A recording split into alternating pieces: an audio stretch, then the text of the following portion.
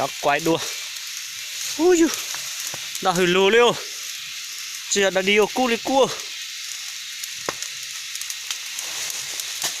Nào nữa. Tàu lên tàu nữa.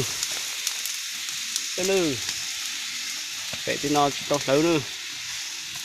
Tắt tỏi nhựa có lớn.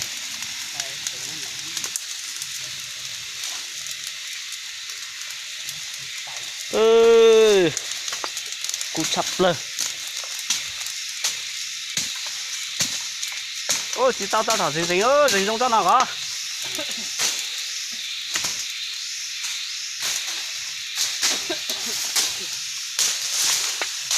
Ôi gì thì luôn luôn.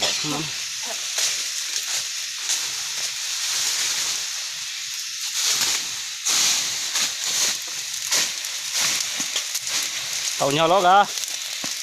Tí xinh xinh này. Để bờ chỉ to nó tao từ mà lên. Ủa tao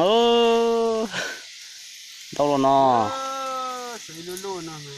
số lulu nó thằng tì li ủa tao thằng dừa thì nhập bờ này đâu lên đâu họ cả tỷ cả và vặng lũ thằng tì li ủa tao giờ nó lại cho tao món nào để nhau lại luôn hay thằng tiểu để tìm thấy nơi của thế sợ lát sợ ta hay vậy nè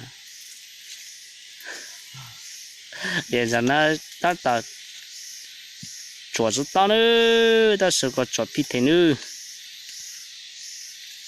thế nữa ôi nó xíu nữa cái kia lăng tiểu nè